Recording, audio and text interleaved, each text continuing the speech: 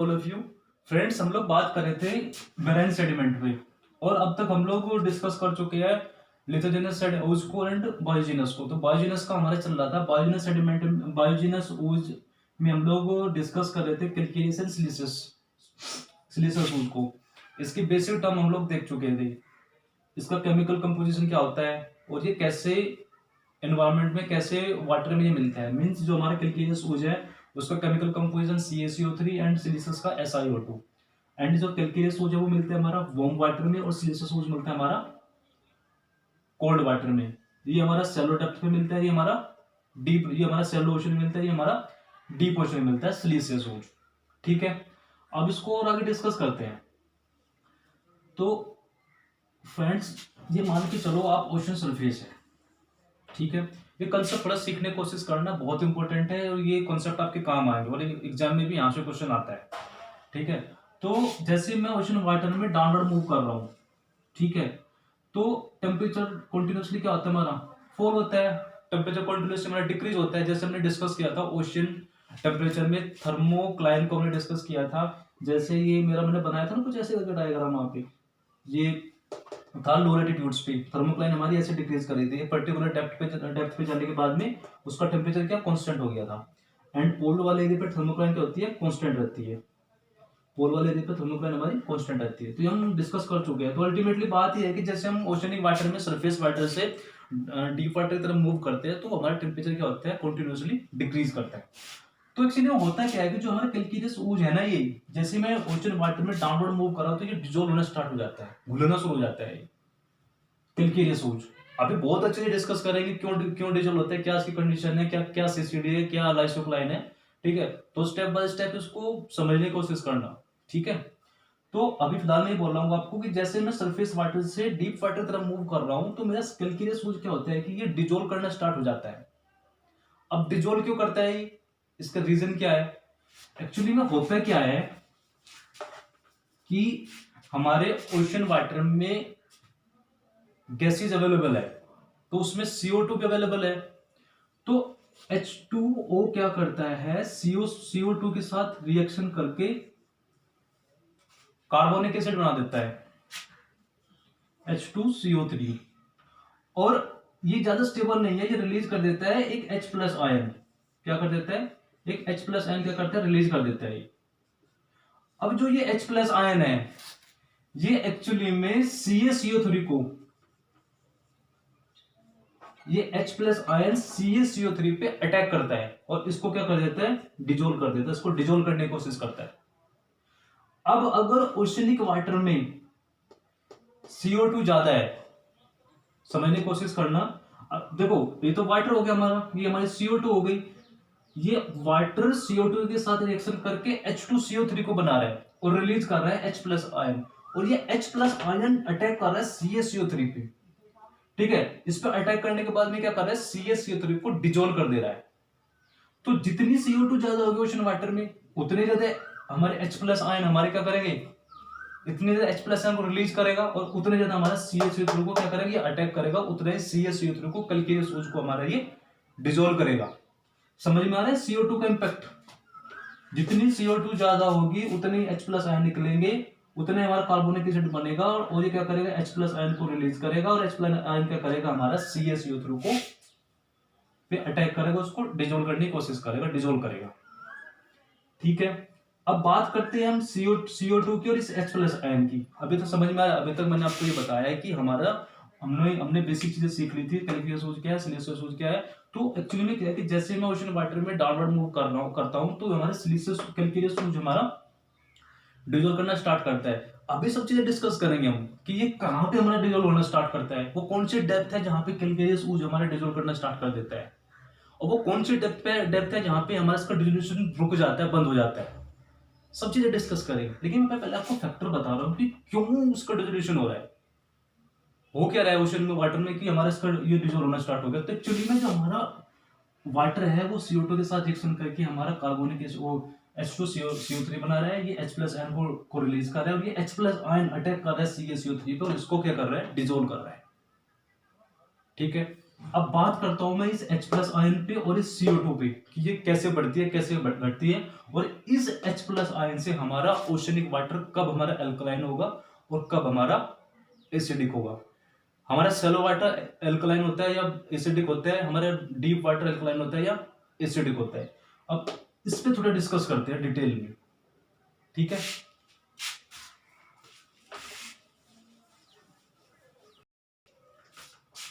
तो हम बात कर रहे थे कि जो H2 है वो H2O है, वो रिएक्शन करता है CO2 के साथ में एंड वो बना देता है H2CO3 एंड रिलीज करता है H plus ion.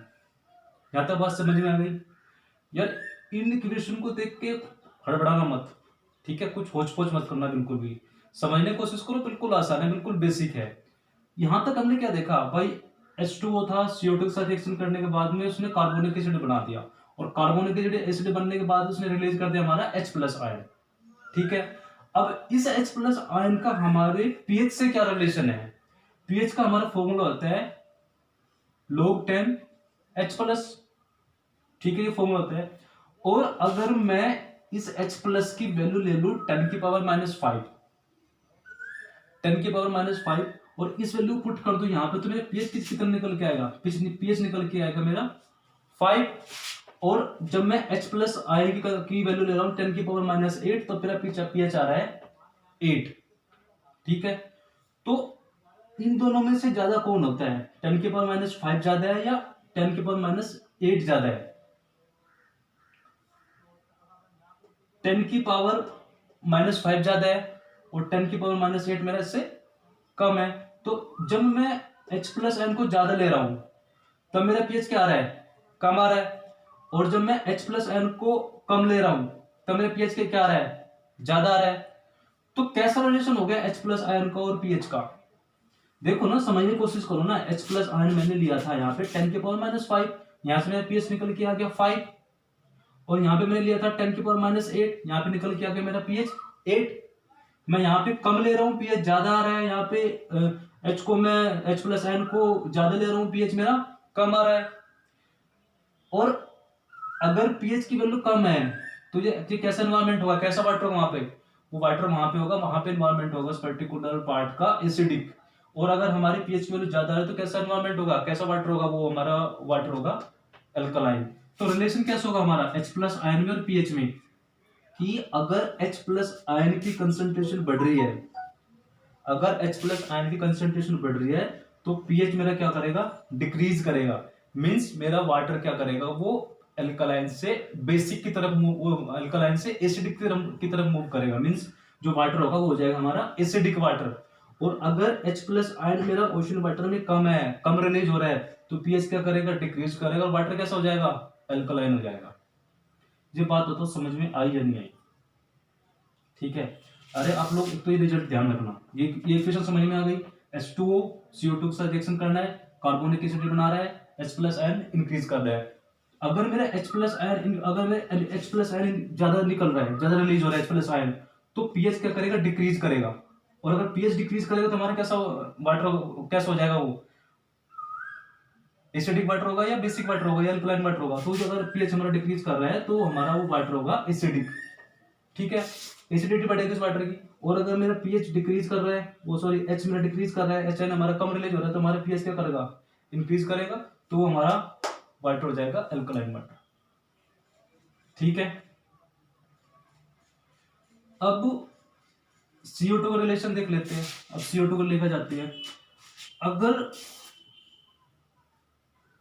CO2 ocean water में ज्यादा है, CO2 क्या है, ओशन वाटर में ज्यादा है, ये दिख रहा है आपको। चलो मैं यहां से नहीं हटा देता हूँ बीच में से, ये समझ में आ गया, मैं इसको हटा रहा हूँ यहां से फिलहाल।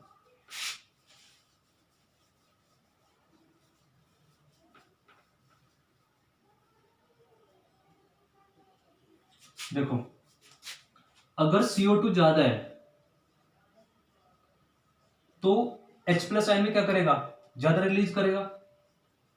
H प्लस आयन की कंसंट्रेशन क्या करेगी, ज्यादा होगी, ज्यादा रिलीज करेगा, जिसकी वजह से पीएच क्या होगा, ये ज्यादा है, इनवर्स के प्रोपोर्शनल है, पीएच क्या करेगा, डिक्रीज करेगा।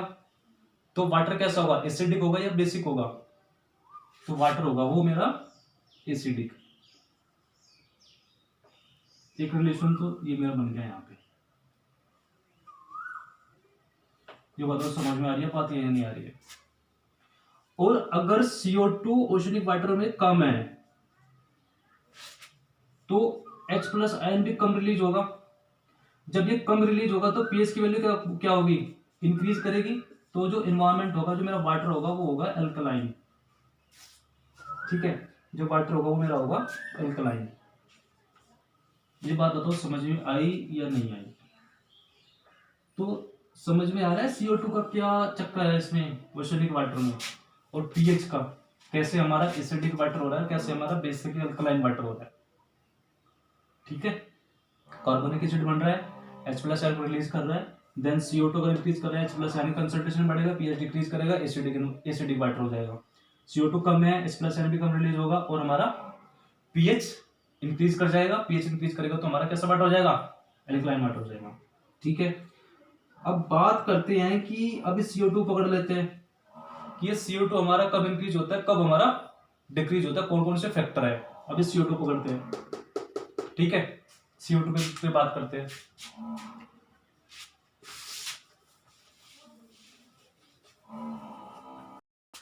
तो अब बात करते हैं CO2 की। CO2 हमारा कब बढ़ता है, कब हमारा घटता है। देखो, अगर मेरा ओशनिक वाटर में फोटोसिंथेटिक प्लांट की अबंडेंस लो है, फोटोसिंथेटिक प्लांट मेरे कम है, तो CO2 की क्या होगी, CO2 की कंसंट्रेशन बढ़ जाएगी। एक्चुअली में ये क्या करता है, ये प्लांट हमारे CO2 को तो कंज्यूम करते हैं ना, अगर उसकी अबंडेंस कम है तो क्या ऑटोमेटिकली CO2 कंसंट्रेशन क्या करेगी, इंक्रीज कर जाएगी। और अगर फोटोसिंथेटिक प्लांट हमारे ज्यादा है, ठीक है, तो CO2 क्या करेगा, डिक्रीज कर जाएगा, CO2 कंसंट्रेशन हमारी कम हो जाएगी। ठीक है, तो ऐसे हमारा फोटोसिंथेटिक प्लांट का है। सेकंड बात आती है हमारी ओशनिक टेम्परेचर की। जो जब हमारा ओशन वाटर का टेम्परेचर की अगर मैं बात करूं, तो अगर टेम्परेचर ज्यादा है तो मींस अगर वार्म वाटर है तो वार्म वाटर में क्या होगा कि CO2 गैसेस हमारी कम डिजोल्व होती है, इसलिए वार्म वाटर में हमारा CO2 क्या होता है, लो होता है। और अगर टेम्परेचर हमारा कम है, कोल्ड वाटर है, तो कोल्ड वाटर क्या करता है कि हमारा गैस को ज्यादा डिजोल्व कर सकता है। ठीक है, उस गैस में सारी गैस आ गई तो उसमें CO2 भी होगा। टेम्परेचर हमारा उसमें वाटर कम है तो CO2 क्या करेगा, वो डिजोल्व कर लेगा। इसलिए हमारा जो डीप वाटर होता है, जो हमारा कोल्ड वाटर होता है, उसमें CO2 कंसंट्रेशन हमारी ज्यादा होती है। ठीक है, जैसे हमारा टेम्परेचर ओशन वाटर का टेम्परेचर डिक्रीज करता है ना, तो उसमें क्या होता है कि गैसेज ज्यादा घुलने स्टार्ट हो जाती है। ठीक है, तो इसलिए जो अगर वाटर का टेम्परेचर कम है, कोल्ड वाटर है, तो उसमें CO2 कंसंट्रेशन हमारी ज्यादा होगी। और ओशन वाटर में जो वाटर का टेम्परेचर मीन्स कोल्ड वाटर कहाँ पे होता है, डीप वाटर में होता है, इसलिए डीप वाटर में CO2 कितना होगा, ज्यादा होगा। सैलो वाटर में CO2 कितना होगा, कम होगा। और अगर डीप वाटर में CO2 कंसंट्रेशन ज्यादा है तो वो H प्लस है, वहां वो वाटर CO2 के साथ रिएक्शन करने के बाद में क्या बनाएगा, कार्बोनिक एसिड बनाएगा। और कार्बोनिक जो सॉरी ये H2CO3 बनाएगा, कार्बोनिक एसिड बनाएगा, और वो रिलीज करेगा H प्लस आयन को। और H प्लस आयन की कंसंट्रेशन बढ़ने की वजह से पीएच क्या करेगी, डिक्रीज करेगी। और जब पीएच डिक्रीज करेगी तो वाटर कैसा हो जाएगा हमारा, वो वाटर हो जाएगा हमारा एसिडिक। और जब एसिडिक वाटर हो जाएगा तो वो क्या करेगा, डिजोल्व करेगा CaCO3 को।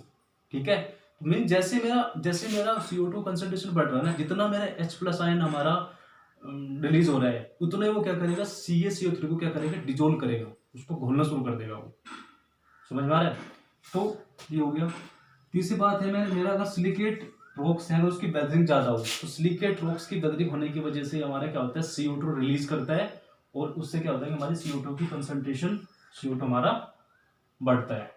तो ये चीजें कुछ समझ में आई आपकी थोड़ी बहुत, CO2 का रिलेशन पीएच के साथ, एंड ये टेम्परेचर का, ये पूरा फोटोसिंथेटिक प्लांट हो गए, और कैसे मेरा वाटर एसिडिक हो रहा है, कैसे मेरा वाटर अल्कलाइन हो रहा है। तो जहां पे H प्लस आयन की कंसंट्रेशन ज्यादा है, H प्लस आयन क्या करेगा, CaCO3 को क्या करेगा, उस पर अटैक करेगा, उसको क्या करेगा, वो डिजोल्व करेगा। यहां तक बात समझ में आ गई। अब और आगे लेके चलते हैं, इसको आगे डिस्कस करते हैं। तो फ्रेंड्स अभी तक हमने ये चीजें सीखी जो मैंने आपके सामने कुछ रिजल्ट लिखे हैं, तो दोबारा से देखने की कोशिश करो इनको। देखो CaCO3 क्या होता है, मेरा डिजोल्व हो रहा है डीप वाटर में, ठीक है, डीप डिजोल्व हो रहा है डीप वाटर में। जैसे मैं डाउनवर्ड मूव कर रहा हूँ सरफेस से, और किसकी वजह, ड्यू टू किसकी वजह से हो रहा है, H2O रिएक्शन कर रहा है CO2 के साथ में, बना रहा है H2CO3 एंड रिलीज कर रहा है मेरा H प्लस आयन रिलीज कर रहा है। और अगर इस H प्लस आयन की कंसेंट्रेशन इंक्रीज कर रही है तो पीएच क्या करेगा, डिक्रीज करेगा, और वाटर कैसा हो जाएगा मेरा, एसिडिक वाटर हो जाएगा। अगर H प्लस आयन की कंसेंट्रेशन डिक्रीज कर रही है, यहाँ पे इंक्रीज कर रही थी, अगर H प्लस आयन की कंसेंट्रेशन डिक्रीज कर रही है तो पीएच क्या करेगा, इंक्रीज करेगा। H प्लस आयन का और पीएच का इनवर्सली रिलेशन है, ठीक है, इनवर्सली प्रोपोर्शनल है। अगर H प्लस आयन डिक्रीज कर रहा है तो पीएच क्या करेगा, इंक्रीज करेगा, वाटर कैसा हो जाएगा हमारा, अल्कलाइन वाटर हो जाएगा, अल्कलाइन एनवायरनमेंट हो जाएगा, ठीक है। अब अगर CO2 इंक्रीज कर रहा है तो H प्लस आयन भी इंक्रीज करेगा, पीएच क्या करेगा, डिक्रीज करेगा, वाटर कैसा हो जाएगा, एसिडिक वाटर हो जाएगा। अगर CO2 डिक्रीज कर रहा है तो H प्लस आयन भी क्या होगा, डिक्रीज करेगा, पीएच क्या करेगा, इंक्रीज करेगा, वाटर कैसा हो जाएगा हमारा, एल्कलाइन वाटर हो जाएगा। बेसिकली जो CO2 ज्यादा है ना, H प्लस आयन ज्यादा रिलीज कर रहा है, ये जो इन जनरल जो कंडीशन होती है वो डीप वाटर की होती है, ये वाली कंडीशन डीप वाटर में बेसिकली ये होता है। डीप वाटर हमारा एसिडिक वाटर होता है क्योंकि वहां पे कोल्ड वाटर है और वहां पे CO2 कंसंट्रेशन ज्यादा है, H प्लस आयन ज्यादा इंक्रीज करते हैं, पीएच वहां का लो रहता है, इसलिए वो हमारा एसिडिक वाटर है। शैलो वाटर में बेसिकली होता है कि CO2 कम होगा, H प्लस आयन हमारा कम रिलीज करेगा, पीएच हमारा क्या होगा, पीएच की वैल्यू क्या करेगी, इंक्रीज करेगी, और हमारा वाटर कैसा हो जाएगा, ये एल्कलाइन। इन जनरल ये शैलो वाटर होते हैं। अगर टेम्परेचर इंक्रीज कर रहा है, अगर ओशन वाटर का टेम्परेचर इंक्रीज कर रहा है तो CO2 क्या करेगी, CO2 हमारी वहां पे कम होगी, H प्लस आयन भी कम होगा, पीएच क्या करेगा, इंक्रीज कर जाएगा, वाटर कैसा हो जाएगा, एल्कलाइन वाटर हो जाएगा। अगर टेम्परेचर यहाँ पे ज्यादा था ना, वार्म वाटर था, अगर अगर कोल्ड वाटर है, टेम्परेचर कम है, तो CO2 क्या करेगा, CO2 की कंसंट्रेशन बढ़ जाएगी, कोल्ड वाटर में गैस ज्यादा डिजोल्व होती है, H प्लस आयन ज्यादा रिलीज करेगा, पीएच हमारा डिक्रीज कर जाएगा, और वाटर कैसा हो जाएगा, ये वाटर हो जाएगा हमारा एसिडिक वाटर, ठीक है, ये वाटर हो जाएगा हमारा एसिडिक वाटर। देखो फ्रेंड्स, जहां जहां पे हमारी H प्लस आयन की कंसंट्रेशन ज्यादा है ना, ठीक है, जहां जहां पे H प्लस आयन की कंसंट्रेशन ज्यादा है, तो ये ना उतने ही CO2 पे क्या करेगा, अटैक करेगा, उतने CO2 को क्या करेगा, डिजोल्व करेगा ये, ठीक है। तो इसलिए एसिडिक वाटर में हमारा कैल्केरियस ऊज, जो हमारा कैल्केरियस ऊज होता है वो डिजोल्व हो जाता है, ठीक है। समझ में आ रहा है कंसेप्ट ये, ठीक है।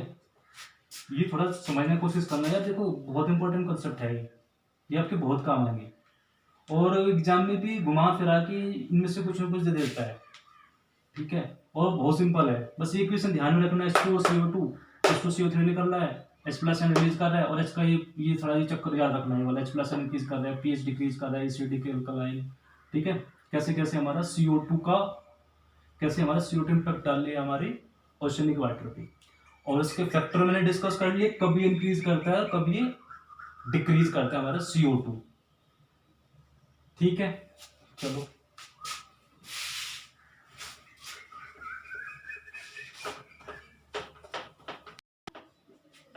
अब फ्रेंड्स, जहां पे हमारा एसिडिक वाटर है, जहां पे हमारा एसिडिक वाटर है वहां पे हमारा CaCO3 डिजोल्व हो जाएगा, वहां पे वो नहीं मिलेगा आपको। तो एसिडिक वाटर में, डीप वाटर में आपको CaCO3 नहीं मिलेगा, तो कंप्लीटली डिजोल्व हो जाएगा।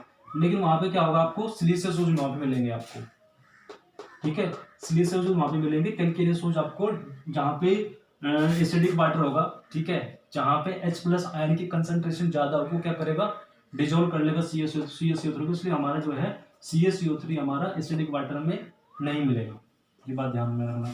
दूसरी बात, अगर हमारा एल्कलाइन वाटर है, अगर हमारा एल्कलाइन इन्वायरमेंट है, वहां पे कैल्केरियस सूज आपको मिलेंगे, सिलिशियस सूज वहां पे आपको देखने को नहीं मिलेंगे, सिलिशियस सूज वहां पे क्या हो जाएंगे, ये डिजोल्व हो जाएंगे, ठीक है। इन जनरल समझ में आ रहा है। एसिडिक वाटर, अब तो समझ में आ गया आपको एसिडिक वाटर कैसे बन रहा है, एसिडिक एनवायरनमेंट कैसे बन रहा है, अल्कलाइन एनवायरनमेंट कैसे बन रहा है, कैसे H प्लस आयन हमारा डिक्रीज इंक्रीज ठीक है, पीएच का लेवल, CO2, टेम्परेचर, ठीक है, ये सब चीज़ आपके समझ में आ गई, थोड़ा थोड़ा स्ट्रक्चर बन गया होगा। तो जहाँ पे हमारा एसिडिक वाटर है वहाँ पे हमारा CO3 हमारा डिजोल्व हो जाएगा, वहाँ पे आपको सिलिशियस सोल्यूशन मिलेंगे। और जहाँ पे हमारा एल्कलाइन वाटर है वहाँ पे क्या होगा, कैल्कुलस सोल्यूशन मिलेंगे, सिलिशियस सोल्यूशन क्या हो जाएंगे, डिजोल्व हो जाएंगे।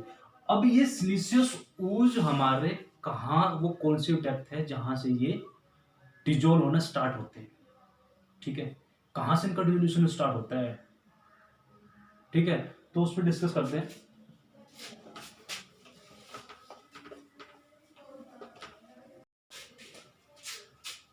अब बात करते हैं CaCO3 हमारा कहाँ से डिजोल्व होना स्टार्ट करता है।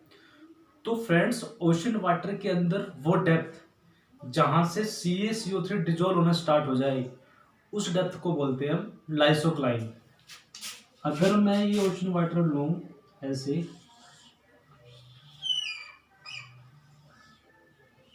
ठीक है, तो ये सरफेस हो गया, और मान लो ये डेप्थ है, जो लाइसोक्लाइन होती है, ये वाली डेप्थ है, डेप्थ को मैं बोलता हूँ लाइसोक्लाइन। जो उसकी डेप्थ होती है वो होती है 2500 मीटर, ठीक है। तो इस पर्टिकुलर डेप्थ से क्या होता है, हमारा CaCO3 का डिसोल्यूशन होना स्टार्ट हो जाता है। एग्जाम में पूछा हुआ है लाइसोक्लाइन क्या होती है और डिसोल्यूशन क्यों होता है CaCO3 का, वो हम डिस्कस कर चुके हैं। क्योंकि H+ आयन की कंसंट्रेशन बढ़ती है, H+ आयन क्या होता है, रिलीज होता है, और वो क्या करता है, CaCO3 पे अटैक करता है, देन CaCO3 हमारा डिसोल्व होना स्टार्ट हो जाते हैं। इसको बोलते हैं lysocline, where the dissolution of CaCO3 start. अब इस पर्टिकुलर डेप्थ से, जैसे ही मैं यहाँ से डाउनवर्ड मूव कर रहा हूँ ओशन वाटर, इस पर्टिकुलर डेप्थ से जैसे मैं डाउनवर्ड मूव कर रहा हूँ, तो CaCO3 मेरा कंटिन्यूअसली क्या होता है, डिजोल्व होता रहता है। तो डिजोल्व होता रहता है, एक ऐसी डेप्थ आती है, इस डेप्थ से ऊपर, इस पर्टिकुलर डेप्थ से ऊपर जो CaCO3 है वो हमारा कंप्लीटली डिजोल्व हो जाता है। So this at this particular depth, जिसको बोलते हैं हम CCD, क्या बोलते हैं, CCD, और इसकी जो डेप्थ होती है वो होती है 4500 मीटर अप्रोक्स। और जो CCD की फुल फॉर्म होती है वो होती है calcium carbonate compensation depth, calcium carbonate compensation depth. तो इस डेप्थ पे क्या होता है कि जैसे हमारा कैल्कुलस सूजन डिजोल्व हो रहा है, तो वो कंटिन्यूस डिजोल्व होता रहता है। तो इस डेप्थ तक पहुंचने से पहले पहले वो क्या होता है, कंप्लीटली डिजोल्व हो जाता है। So at CCD there is no dissolution because there is no CaCO3, क्योंकि इससे ऊपर इस तरह डिजोल्व हो जाता है हमारा। इसलिए मैंने आपको बोला था कि CCD से ऊपर हमारा कैल्कुलस सूज मिलते हैं और CCD से नीचे हमारे सिलिशियस सूज मिलते हैं।